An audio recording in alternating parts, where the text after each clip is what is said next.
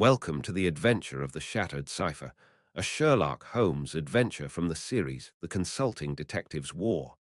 Holmes in WWI, playing in the year 1916. Though the public believed him retired to his bees, the Great War called upon my friend Sherlock Holmes for a purpose of the highest secrecy. His battles were not fought in the trenches, but in the shadows, a clandestine war of espionage where information was the ultimate weapon. These accounts, drawn from recently declassified dossiers, represent that hidden conflict. I shall begin my chronicle with a most desperate and urgent case, the adventure of the Shattered Cipher. Chapter 1. The year 1917 had settled upon London like a shroud. A persistent November fog, thick with the tang of coal smoke and river damp, pressed its grey face against our windows at 221 B. Baker Street. Within, the only sounds were the soft rustle of my newspaper and the steady, rhythmic crackle of the fire in the hearth. It was a fragile peace, and one I knew could not last. Sherlock Holmes had been in one of his black humors for a week, pacing the confines of our sitting room like a caged tiger, the air electric with his unused energy. He stopped his restless march to stand before the mantelpiece, his long, thin fingers steepled before him. The silence stretched, broken only by the ticking of the clock. War, Watson, is the ultimate catalyst for human ingenuity and its ultimate test. It accelerates not only the science of destruction, but also the science of deception, explained Sherlock Holmes. Before I could frame a reply, we were interrupted by the sound of hurried footsteps on the stairs, their urgency echoing in the quiet hall. They stopped at our door, followed by a sharp, almost frantic rap. A moment later, Mrs. Hudson entered bearing a silver salver, upon which lay a single, stark telegram. Holmes snatched it up, his eyes alight with a sudden, fierce interest. With a sharp rip of paper, he tore the envelope open, his gaze sweeping across the brief message within. He then held the paper for a moment longer, not reading the words, but examining the very texture and make of it, as a botanist might study a rare leaf. Notice the slight tremor in the downstroke of the letters, Watson, and the paper. This is not a standard post office form, but a sheet torn from a military memorandum block, stated Sherlock Holmes. Our correspondent is a man of high authority, and he is in a state of extreme agitation. The game, as they say, is afoot. Who is it from, Holmes? Dr. John Watson commented. Major Alistair Finch, War Office. He requires our presence with the utmost urgency. Fetch your coat and hat. There is no time to be lost, Sherlock Holmes said. A short, frantic journey in a hansom cab followed. The clatter of hooves on wet cobblestones and the rumble of iron-shod wheels were a constant accompaniment as we raced through streets veiled in mist, finally arriving before the imposing stone facade of the War Office. Here, the usual clamor of Whitehall was replaced by a low, resonant hum of ceaseless activity. It was the sound of a nation at war, the distant clatter of telegraph keys, the murmur of hushed voices, a vibration that seemed to rise through the very marble floors. Our footsteps echoed with an almost sacrilegious loudness as a grim-faced adjutant led us down a long, shadowed corridor to a heavy oak door. Major Finch was a man built for command, with a ramrod posture and a gaze accustomed to being obeyed. Yet as we entered, we found him not behind his desk, but pacing before it. His hands were clasped so tightly behind his back that his knuckles shone white under the gaslight. He turned sharply as we were announced, his face a mask of taut anxiety. Mr. Holmes, thank God you've come. Forgive the lack of ceremony, but we are facing a catastrophe of the first order, responded Major Alistair Finch. I am at your service, Major. Pray, be seated and explain the situation from the beginning, Sherlock Holmes pointed out. The Major sank into his chair, the sound of the strained leather a sigh of its own. He spoke in a low, urgent tone that was a world away from a parade ground bark. It is our most vital battlefield, Cipher. codenamed Prometheus. It allows for secure, high-level communication with our commanders on the Western Front. Or rather, it did, responded Major Alastair Finch. For the past 48 hours, the messages it produces have been gibberish, utterly nonsensical. Holmes leaned forward, his lethargy vanished, his eyes now gleaming like polished steel. An interesting intellectual puzzle, Major, but I fail to see how it warrants the term catastrophe, remarked Sherlock Holmes. A shadow passed over Finch's face, and his voice dropped, becoming thick with a burden I could only begin to imagine. Because, Mr. Holmes, it is worse than mere nonsense. Before the messages became completely unintelligible, one was decoded that appeared to be a legitimate order. It redirected the 7th Lancashire Fusiliers to a new forward position, replied Major Alastair Finch, a position that we now realize does not exist. They marched into a sector we know to be heavily targeted by German artillery. We have lost all contact, remarked Major Alastair Finch. The room fell silent. The weight of his words hung in the air, a chilling premonition of 900 men led into a trap by their own trusted communications. Tick, tock.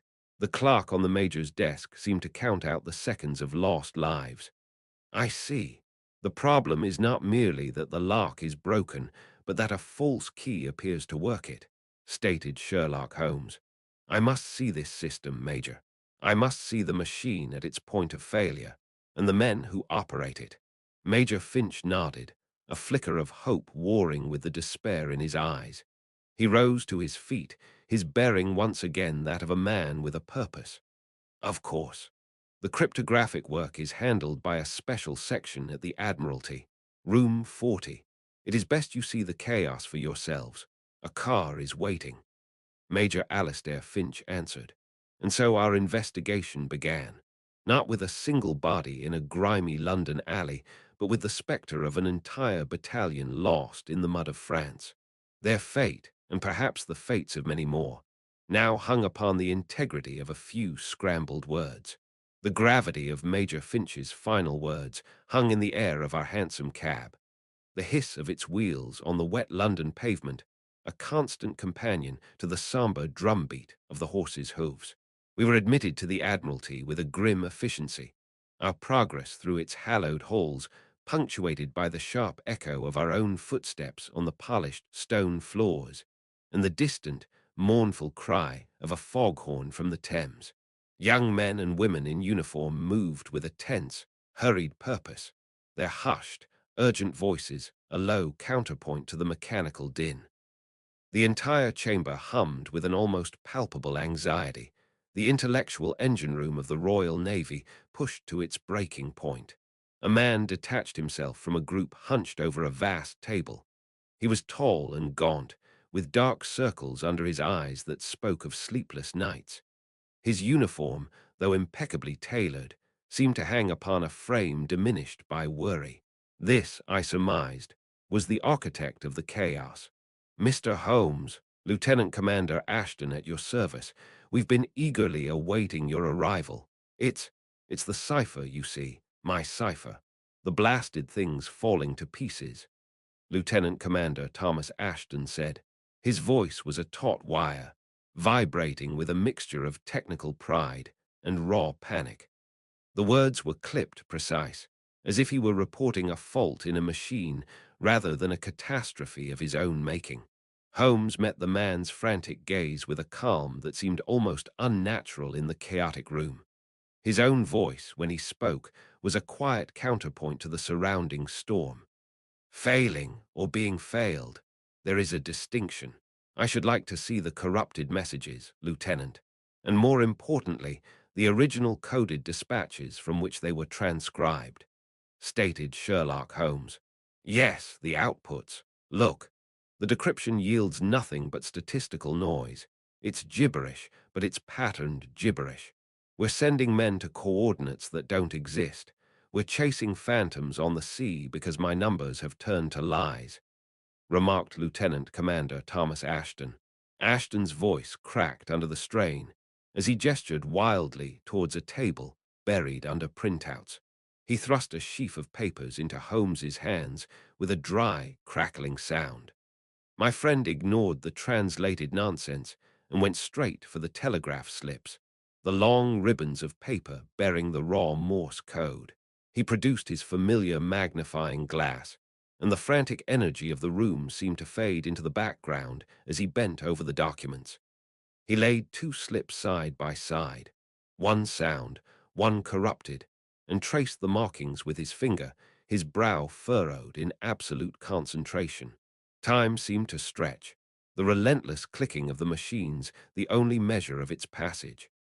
At last, Holmes straightened, and I caught that familiar glint in his eye, a cold, keen light that signaled the hunt was on. This is not a flaw in your cryptographic logic, Lieutenant. It is something far more elementary. Watson, observe the spacing, Sherlock Holmes said. I leaned closer, though I confess I saw nothing but a series of dots and dashes.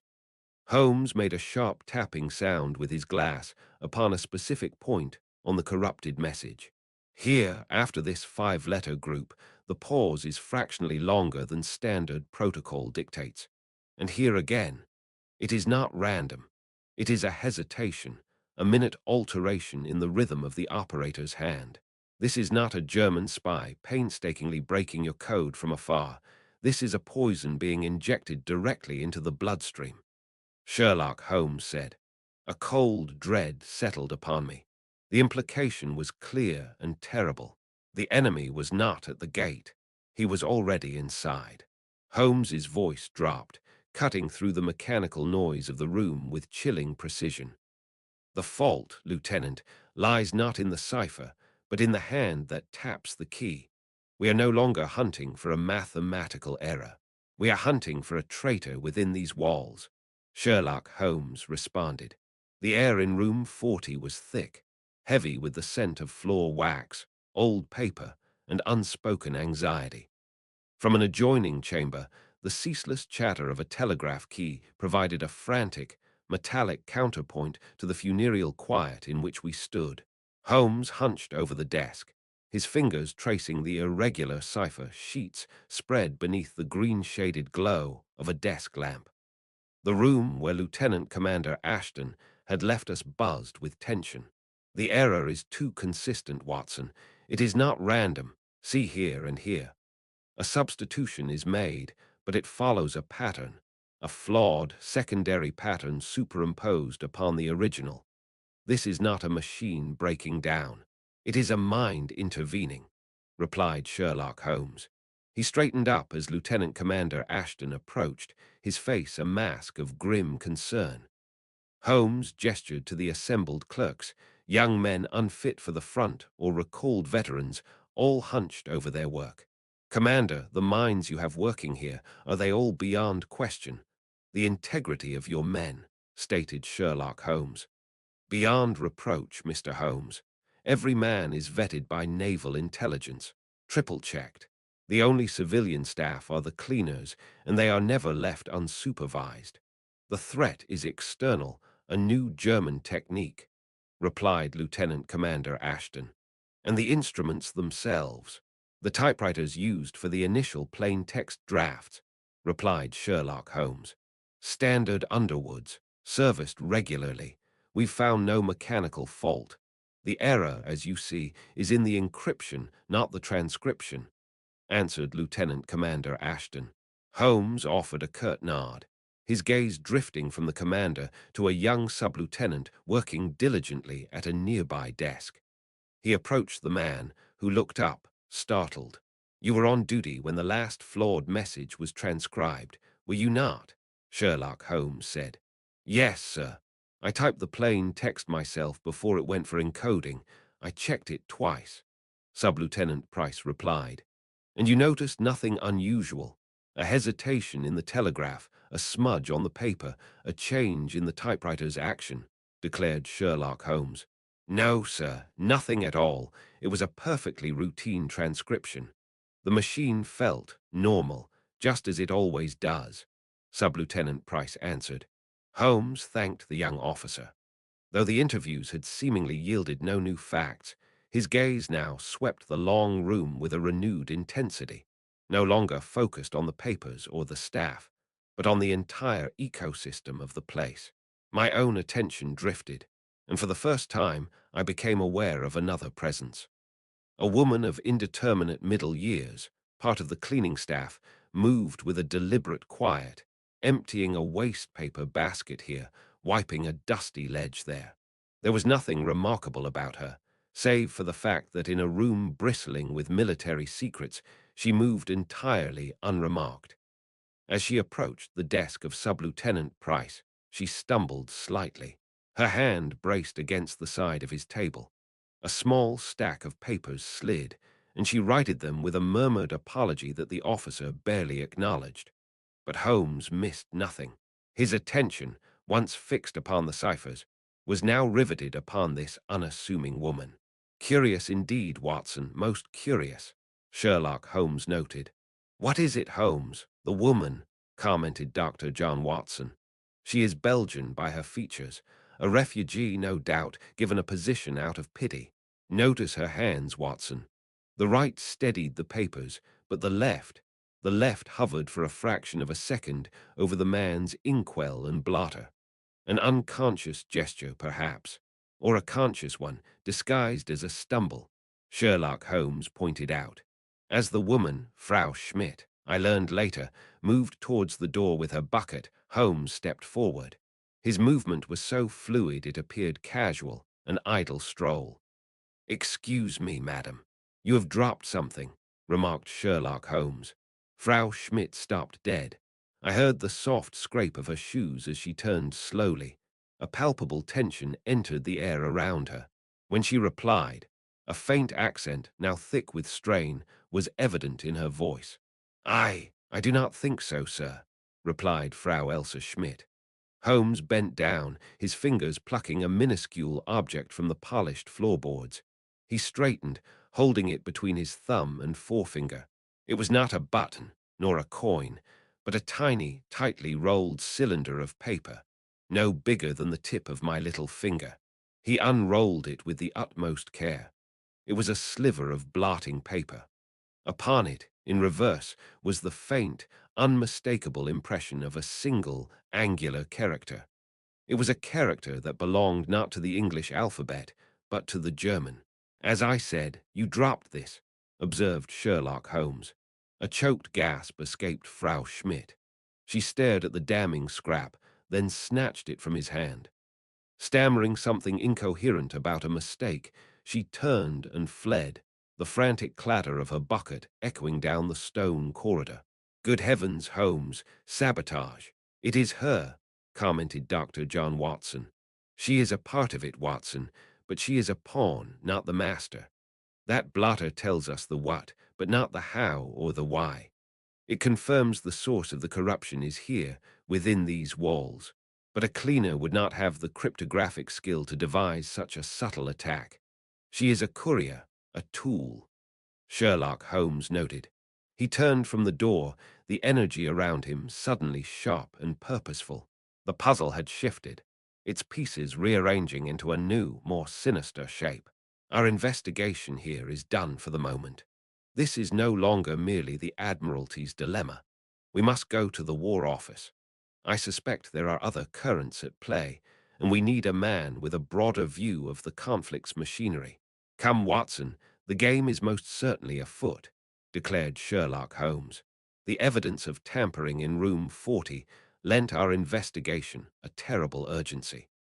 As our hansom cab sped through London streets, we noticed the usual bustle now tempered by uniformed officers and news vendors crying grim headlines. We were bound for the War Office, a great stone edifice that was the very heart of the nation's war effort. As a former army doctor, the building's corridors were familiar, yet I had never felt the weight of the conflict pressing down so heavily. We were shown into a Spartan office. Major Alistair Finch stood to greet us, his posture as rigid as his clipped moustache. With him was a civilian of a wholly different sort, a thin, sallow man with spectacles perched on a hawk-like nose, who was introduced as Mr. Pendleton of the Damascus Bureau. The air between the two men was thick with palpable friction. The career soldier and the academic, two pillars of the war effort, clearly held little esteem for one another. Holmes, thank you for coming. The situation deteriorates by the hour. We need answers, not more theories. Your presence here is at my direct request. Major Alastair Finch said. Indeed, Major Finch is of the opinion that your particular talents may succeed where systematic analysis has thus far been inconclusive. The Damascus Bureau is here to provide the necessary technical oversight, replied Mr. Pendleton. Holmes spoke, his voice sharp with intensity. The context, Mr. Pendleton, is that Ashton's cipher isn't simply failing, it's being poisoned. We must determine if this poison stems from incompetence or treason, deduced Sherlock Holmes. Ashton's system was always theoretically elegant, but practically brittle. A fact we pointed out when my bureau proposed a more robust, polyalphabetic substitution system 18 months ago. It was, however, deemed unnecessarily complex by the Admiralty, responded Mr. Pendleton. The professional slight was unmistakable. Before Holmes could dissect it, a knock at the door announced an orderly supporting a young signals officer. The man was pale, his breathing shallow, his left arm bound in a sling stained dark with old blood. My medical training saw at once the profound exhaustion of a man fresh from the brink of death. This is Lieutenant Davies. He has just returned from the Ypres salient. Tell Mr. Holmes what you told me, Lieutenant, remarked Major Alastair Finch. Sir, we received new coordinates for an artillery barrage. The signal itself was perfect, clear as day. No interference, no jamming. We learned the sound of it, but the decoded message. It was gibberish that still fit the format. We followed protocol. It directed our guns onto our own men. The 2nd Battalion, wounded signals officer replied. A dreadful silence filled the room, heavy with the horror of the lieutenant's words. I saw the young man sway, and the orderly quickly guided him to a chair. My own hand clenched into a fist. The cold arithmetic of war had never felt so brutally personal. Holmes, by contrast, was utterly still, his focus absolute. He was a predator who had just caught the scent of his true quarry. There is your answer, Major. It is the most vital clue we have yet received, Sherlock Holmes noted. Good God, Holmes, what answer can be found in such a tragedy? Commented Dr. John Watson. Holmes's reply was like a whip crack. The clarity, Watson. The lieutenant was most specific.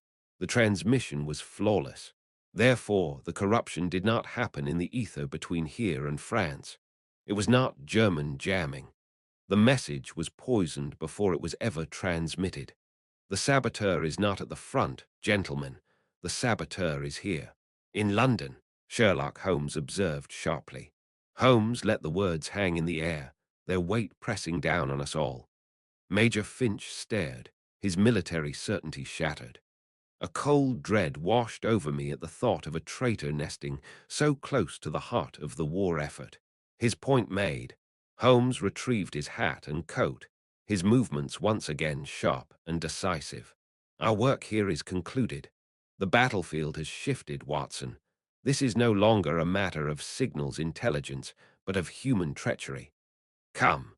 We return to room 40, but our focus is not on the cipher machines themselves. It is on the hands that maintain them, remarked Sherlock Holmes. The hands that maintain them, I repeated, the chilling implication dawning on me. Good heavens, Holmes, the very people no one would ever suspect, remarked Dr. John Watson. As we left the War Office, the image of the wounded signals officer lingered, his face etched with pain and confusion. Holmes was silent in the cab, lost in thought. We were shown into a sterile room at the Admiralty, where a single gas lamp hissed above a table, casting dancing shadows on the grey walls. The only other sound was the metronomic tread of a guard in the corridor, a beat that grated on the nerves. It is a curious thing, Watson. We search for a traitor who wields ink and paper, yet we find ourselves in a room more suited to a common footpad. Sherlock Holmes responded. He spoke in a low, contemplative tone. Before I could reply, the lock clicked sharply and the door swung inward. Frau Elsa Schmidt entered, followed by a guard. She was a woman whose face was etched with a weariness that went beyond simple fatigue. Clutching a worn shawl, she moved with a quiet deference, her eyes cast down. Frau Schmidt, thank you for coming. Pray be seated. There is no cause for alarm. His voice was unusually gentle, a stark contrast to his customary sharpness. The woman sat, her hands folded tightly in her lap. The guard retreated, closing the door with a solid thud that seemed to seal us in. I have done nothing, sir. I am just a cleaner. Frau Elsa Schmidt replied. Her English was serviceable, but heavily accented and spoken in a near whisper that trembled slightly. I have no doubt of that. I simply wish to understand your duties. You are from Belgium, I believe. A refugee from the horrors of the invasion, declared Sherlock Holmes. Yes, sir, from near Liege, my home. It is gone, responded Frau Elsa Schmidt. Holmes nodded slowly, his gaze never leaving her face. He continued with several more questions about her work, her hours, the officers she saw. Then, without any change in his calm demeanor, he switched languages. Und die Necht in London müssen einen sehr fremde Vorkommen nach der still off dem Land, Holmes asked in flawless German. Sherlock Holmes responded. He posed the question. And the nights in London must seem very strange to you after the quiet of the countryside. For a second, the mask of the humble cleaner fell. Her eyes widened, and she responded by instinct, her own German crisp and educated, a stark contrast to her previous broken English. They are loud and full of ghosts. One cannot escape the sound of the war, even here, said Frau Elsa Schmidt. The moment the words left her lips, she froze, her hand flying to her mouth as she realized her error. A deep flush crept up her neck. I confess I stared, astonished at the transformation. Holmes, however, merely gave a slight, sad smile. There is no need for pretense, madam. A university education is not so easily concealed, even by a wash bucket and mop. Your family was German, living in Belgium. When the war came, you were caught between the hammer and the anvil, were you not? Explained Sherlock Holmes. Tears welled in her eyes as her composure broke. Her story tumbled out, a tale of a German father, a Belgian mother, and a life torn asunder by the war. She had fled to England, hiding her background for fear of internment. We later accompanied her to her small, clean room in a Pimlico boarding house. The air smelled of carbolic soap, and a solitary clock ticked loudly from the mantelpiece. Holmes did not search the room in any conventional sense. His eyes simply moved, absorbing everything. He paused by a small writing desk. You have been practicing your typing, Frau Schmidt, stated Sherlock Holmes. He indicated a small stack of papers. She nodded, her expression one of utter defeat. Holmes picked up the top sheet. On it were lines of repeated letters and words, a student's exercise. But my friend was looking at something else entirely. What is it, Holmes? Dr. John Watson added. Look here, Watson. The lowercase e strikes consistently high, and the capital W leaves a faint smudge on its right-hand edge. These are not a cryptographer's errors, observed Sherlock Holmes. He held the paper out for me to see. The flaws were minuscule, but undeniable once pointed out. He turned back to the terrified woman, his voice losing its edge of interrogation and taking on a tone of pure intellectual excitement. This is not the work of a spy, Watson, but of a machine, a single, flawed machine. Our saboteur is made not of flesh and blood, but of steel and ribbon. Come, our work lies not here, but back at Baker Street, with the messages themselves. Sherlock Holmes responded. We had returned to Baker Street through a persistent November drizzle. The patter of rain against windows and the squelch of wet shoes on floorboards filled the air, as if the very atmosphere sought to dampen our spirits. The fire spat and crackled in the hearth, a welcome sound against the rain. But while I settled into my armchair, Holmes was in no mood for repose. The floorboards groaned under his relentless pacing before the fireplace, a caged panther in his grey dressing gown. The weight of Frau Schmidt's testimony, her story of fear and divided loyalty, still hung heavy in the air between us. Watson, put the woman from your thoughts for a moment. Her motives are a consequence, not a cause. The heart of the matter lies here, declared Sherlock Holmes. He swept a hand towards the table. There he had meticulously arranged the corrupted cipher messages from the Admiralty. The papers rustled under his gesture. They were a maddening jumble of letters and numbers, a testament to the chaos sown within our most secret communications. It is gibberish, Holmes, utterly impenetrable. That is the entire problem, is it not? Dr. John Watson inquired. No, that is where you are mistaken. It is not random gibberish. It is patterned gibberish, and that, my dear fellow, is the entire solution. Sherlock Holmes pointed out. He snatched up a pencil, the graphite scratching as he leaned over the papers. His shadow danced on the wall in the firelight. His energy was infectious, cutting through the gloom of the evening as a gust of wind sent rain rattling against the window pane, like a handful of thrown gravel. Watson, you are a man of medicine. You diagnose an illness by its recurring symptoms. Observe. This message from the third, and here, this one from the fifth. An error. And again, in last Tuesday's message. The same error in precisely the same position. Do you see? A human agent makes human errors. They are prone to panic, to fatigue. But this is rote. It is witless. It is the mark of a machine, a cog, not a mind, replied Sherlock Holmes. I stared at the circled passages, trying to see the pattern that was so glaringly obvious to him. The idea began to dawn on me, a faint light in the fog of my own thoughts. A cog? You mean a machine? Asked Dr. John Watson. Precisely. The flaw is not in the cipher, but in the instrument used to transcribe it. Before the messages are encoded, they must be typed out for the wireless operator. A simple, repetitive, mechanical task. What machine in a government office performs such a task?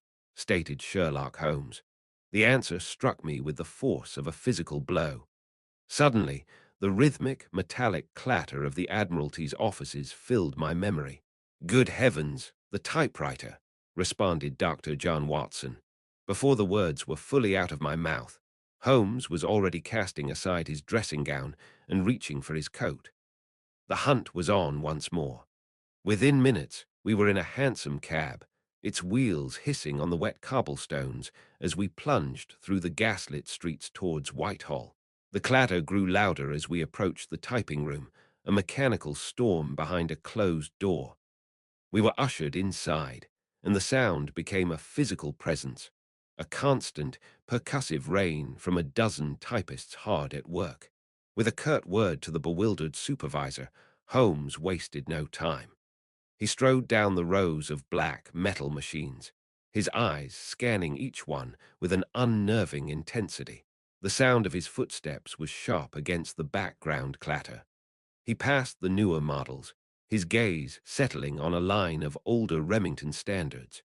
He stopped abruptly before a small desk in the corner, away from the main cluster of typists. Come here, Watson, quickly, Sherlock Holmes observed sharply. His voice was a low thrum of triumphant discovery. I hurried to his side and peered over his shoulder. He was pointing to a single key on the board, the letter E. At first, I saw nothing. Then my eyes caught a subtle distortion in the way the weak gaslight reflected from the striker's metal face. My God, Holmes, it looks as though it has been scraped. Dr. John Watson added. Far more precise than scraped, Watson. It has been filed, delicately, expertly, replied Sherlock Holmes. He ran a fingertip over the key, his touch impassably gentle. Filed down just enough so its impression on the paper is faint, almost invisible. A ghost letter. The typist, under orders to produce clean copy, would simply fail to transcribe it, mistaking the faint mark for a smudge. A simple, elegant, and devilishly effective piece of sabotage. He straightened up, his face a grim mask in the dim light of the office. We had found the weapon. Now, we had only to find the hand that had so cunningly altered it. We left the clatter of the typing pool behind us, the scent of ink and ozone giving way to the austere silence of the Admiralty's inner corridors. The sharp tap of Holmes's boots on the polished linoleum echoed my own heavier tread. We did not carry the compromised machine itself. Instead, we brought a precise rubbing of its keys and a photograph that captured its subtle, damnable flaw. Our destination was the office of the man at the center of this web, Lieutenant Commander Thomas Ashton. He looked up as we entered, his face a mask of strained professionalism. Papers were stacked in meticulous piles upon his desk, and a large naval chart, bristling with pins, dominated one wall. Aside from the quiet and insistent ticking of a mantelpiece clock, the room was utterly still. He gestured towards a pair of chairs, the legs scraping faintly against the floorboards. It was not a welcoming offer. His voice, when he spoke, was sharp and laced with impatience. "Mr. Holmes, I trust you bring more than mere conjecture this time. My work, as you know, is of the utmost importance to the Crown," said Lieutenant Commander Thomas Ashton. With a decisive snap, Holmes laid the photograph upon the desk. "It is precisely because of its importance that we are here. Your work is not merely being undermined, Commander. It is being actively poisoned at the source, not through cryptography, but through simple, brutal mechanics," stated Sherlock Holmes. In the flickering gaslight, the close-up image of the typewriter's keys seemed to leap from the paper, stark and accusing. Ashton leaned forward, a frown creasing his brow as he peered at the picture. "I see nothing but a typewriter," answered Lieutenant Commander Thomas Ashton. Holmes leaned in, his finger tapping the photograph for emphasis. His voice was as sharp and cold as a surgeon's scalpel. "Direct your attention to the E key. You will note it is fractionally lower than its neighbors. It has been filed, sir. Expertly, but filed nonetheless. Enough to produce a fainter impression than the rest." Sherlock Holmes said, "Your typists are understanding orders to transcribe the one-time pad keys with perfect accuracy. And are they not also instructed to disregard any faint or unclear letters to avoid transcription errors?" explained Sherlock Holmes. Ashton gave a curt, almost imperceptible nod, his eyes still locked on the image as his professional facade began to crack. "Therefore, a faint E becomes an omitted E, a ghost in the machine. The enemy, knowing which key is filed, can predict this omission. They reconstruct the flawed key and thus decrypt our most vital intelligence. It is a simple, yet ingenious, ghost key," observed Sherlock Holmes. Silence descended upon the room, thick and suffocating. The only sound was the clock's relentless ticking, each second a hammer blow against the quiet. The color drained from Ashton's face. The man's composure, so rigidly maintained, seemed to fracture like fine porcelain. A tremor ran through his hands, which he quickly clasped upon his desk to still them. His gaze was fixed upon the damning photograph. "No, it cannot be," Lieutenant Commander Thomas Ashton answered. His denial was a mere whisper, a wisp of sound against the weight of Holmes's accusation. His shoulders slumped, the disciplined officer dissolving before our very eyes into a man crushed by a terrible weight. Holmes pressed his advantage, his tone leaving no room for evasion. "This was not a routine inspection, was it, Commander? No Admiralty-approved maintenance engineer would dare attempt such a thing. Someone from the outside was granted access. Someone you authorized," replied Sherlock Holmes. Ashton finally looked up, his eyes swimming with a desperate, hunted expression. His voice, when it came, was hoarse with anguish. I could not risk a failure, not with my system. The strain, the reports of minor transmission delays. I feared a mechanical fault would be blamed on my cipher. I was told of a specialist from a private firm. He came highly recommended for his work with delicate instruments. He promised a deep cleaning and alignment that our own men could not perform. I bypassed the usual channels. It seemed such a small matter, a small price to pay for perfection. Lieutenant Commander Thomas Ashton answered. He buried his face in his hands, his confession hanging in the air like smoke. He had not been a traitor, but a man so terrified of failure that he had opened the door to treason himself. Holmes stood back, his expression grim. That small matter has cost men their lives, Commander. Your fear has proven a more effective weapon for the enemy than any spy. Now, we must understand the full implications of this ghost key. Our next port of call, Watson, is the Damascus Bureau. We have an urgent appointment with a Mr. Pendleton. Sherlock Holmes said. Our hansom cab deposited us before the unassuming brick facade of the Damascus Bureau. The quiet rumble of London traffic faded behind us, replaced by an electric thrum that seemed to vibrate up through the soles of our shoes. We escorted Lieutenant Commander Ashton inside.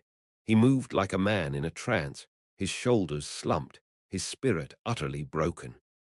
We were met by Mr. Pendleton, the chief engineer, whose bright eyes and brisk energy stood in stark contrast to the profound despair of the man beside us. Mr. Holmes, doctor, the differential engine is ready. We'll feed it both the master cipher and the corrupted messages. The machine will hunt for the exact moment they diverge, responded Mr. Pendleton. He led us towards a colossal apparatus of brass and steel that smelled faintly of hot metal and ozone.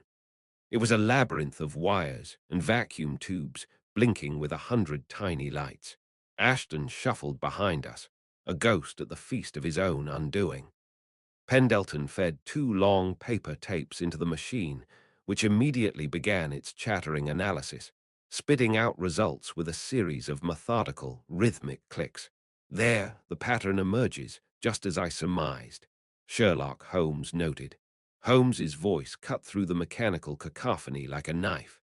His long, slender finger traced the emerging printout, where I saw only columns of letters, one pristine, the other a chaos of nonsense. Yet in this jumble, Holmes discerned a pattern, his eyes alight with the thrill of discovery. The flaw isn't in the cipher itself, but in the typewriter that prepares it. Think of it, Watson. The typist, striking the keys, unknowingly creates a tiny, consistent error. A single key, slightly worn, fails to register properly just once in a while. This single omission, this ghost key, creates a ripple effect. It doesn't break the code, it simply stutters. And our saboteur taught his allies how to read that stutter. It's elegant in a truly monstrous way. A linguistic gambit played on a mechanical board. With this proof, we can trace the infection to its source. I shall fetch the transcription logs, Mr. Pendleton answered. A junior clerk returned bearing a heavy, dust-covered ledger. The room fell quiet, the only sound the dry rasp of paper as Pendleton's finger traced the columns. Suddenly, his finger stopped.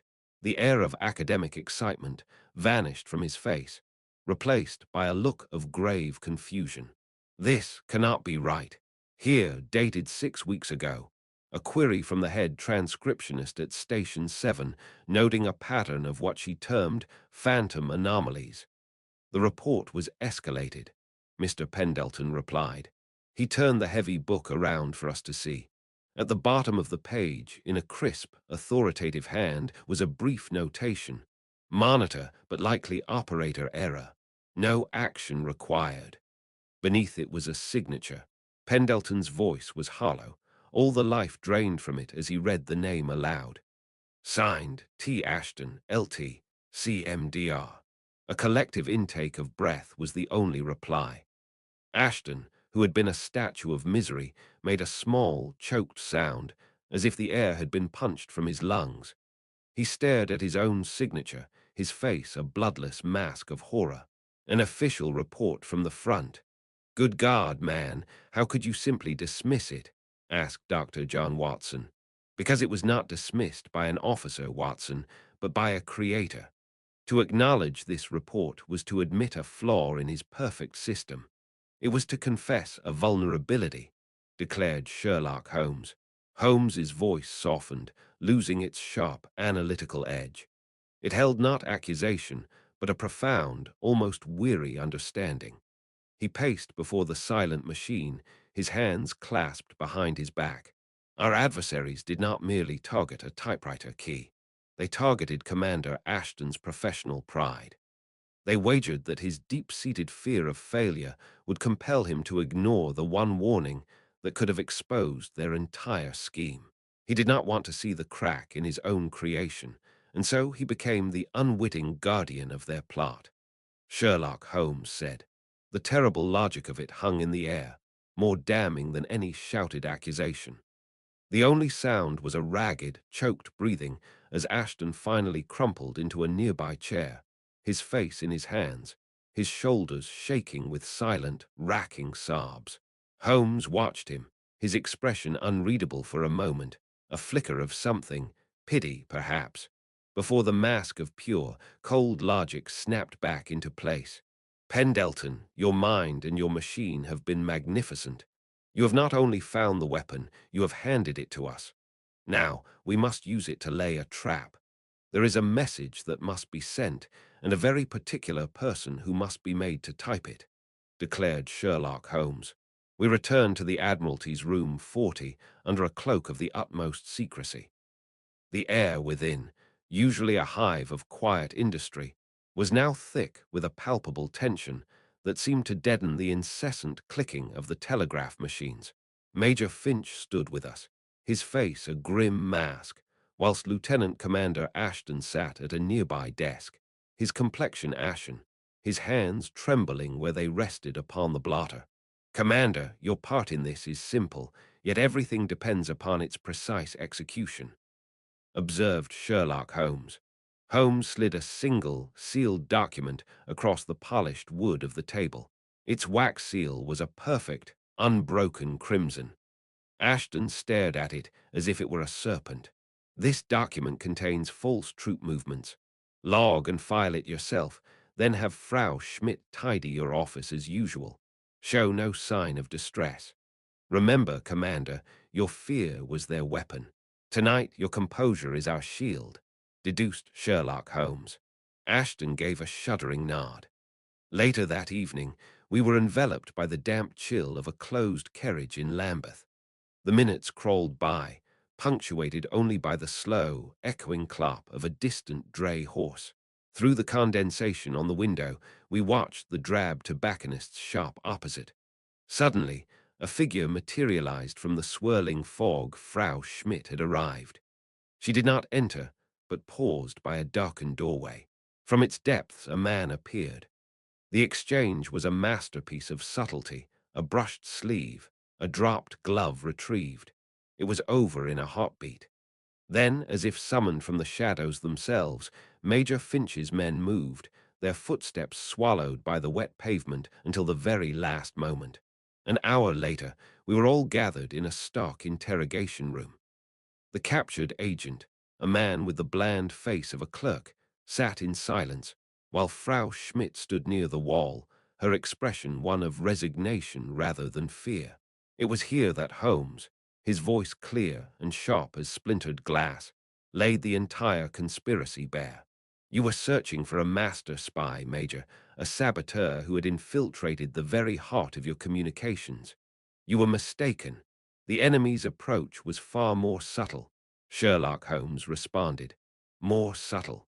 What do you mean, Holmes? Responded Major Finch. They did not attack the machine, they attacked the man, Sherlock Holmes pointed out. He gestured towards the woman, whose gaze did not waver. Frau Schmidt was not a saboteur. She was an observer, a collector of human intelligence. Her reports to her controller were not about codes, but about character. She noted your anxieties, Commander, your obsessive pride in your work, and your profound terror of admitting any imperfection in your flawless system. Sherlock Holmes noted. Ashton flinched as if struck. The words were not accusations, but a clinical diagnosis, delivered with surgical precision. I saw in his eyes the dawning, horrifying truth. Armed with this psychological portrait, German intelligence did not need to recruit you. They merely had to help you. When a minor, inexplicable anomaly appeared, the first hint of the ghost key, they knew you would be desperate to solve it quietly. Sherlock Holmes noted.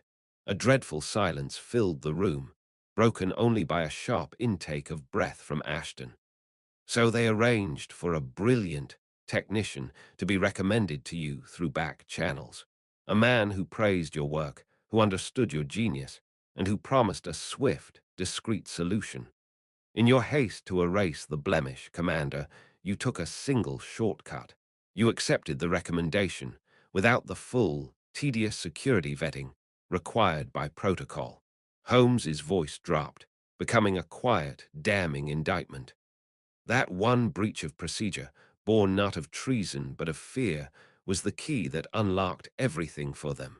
They placed their saboteur at the heart of your machine, and you, sir, held the door open for him. Sherlock Holmes said. My God, what have I done? Responded Lieutenant Commander Ashton. Ashton buried his face in his hands, his shoulders shaking. The whispered words hung in the air, a confession of utter despair. He gave a curt signal, and two men stepped forward to escort Frau Schmidt and the silent agent from the room. The heavy door clicked shut behind them, leaving Holmes, myself, and the ruin of a once proud officer. The great storm of the case had passed, leaving behind it the quiet calm that so often follows a period of intense exertion. A week had gone by since the dramatic unmasking of the German network, and a steady November rain now lashed against the windows of our Baker Street lodgings, its incessant drumming a soothing counterpoint to the crackle of the fire in our hearth. The air was thick with the familiar and comforting aroma of Holmes's strongest shag tobacco. The official communiques had arrived 2 days prior, their cold, typewritten pronouncements delivering the final verdicts. Lieutenant Commander Ashton, his reputation tarnished but his honor intact, had been officially reprimanded for a grave breach of protocol but cleared of any treasonous intent. He was to be reassigned to a less sensitive post. Frau Schmidt, the quiet Belgian cleaner with the tragic past and divided soul, was to be interned for the duration of the war. Justice, in the formal, impersonal manner of the state, had been served. I lowered the paper I had been pretending to read and looked across at my friend. He was slumped low in his armchair, his long, thin fingers steepled before his face, his eyes closed. For a long while, the only sounds were the ticking of the mantel clock and the hiss of the rain. I wondered if he was satisfied. Though the cipher was restored and the immediate threat to our forces neutralized, the resolution felt hollow to me. It is a just outcome, I suppose, all things considered, commented Dr. John Watson. Holmes opened his eyes, though his gaze remained fixed upon the dancing flames. When he spoke, his voice was quiet and measured, devoid of its usual sharpness.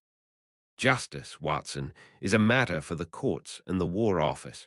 They concern themselves with the apportionment of blame. I am interested only in the anatomy of the failure, observed Sherlock Holmes. He rose from his chair in a single, fluid motion and began to pace before the fire, his hands clasped behind his back. The floorboards gave a familiar creak with each turn.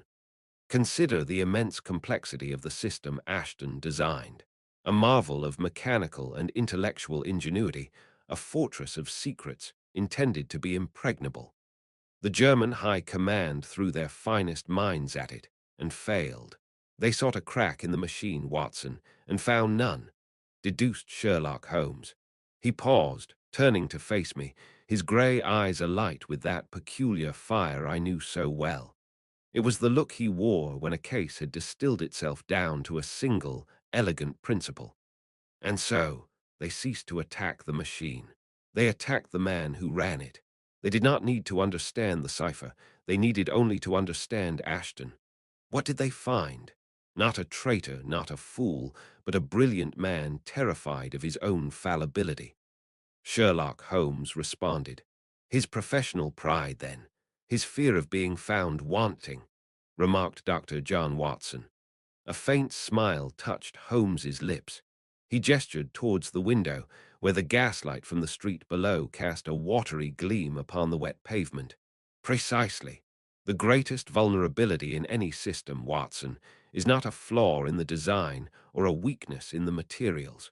It is the predictable, entirely human anxieties of the man at the controls. They did not break the code. They simply exploited the man's fear that it might already be broken. In the end, a scheme that threatened to alter the course of the war was not undone by a master spy, but by the simple, gnawing dread of a single, brilliant mind.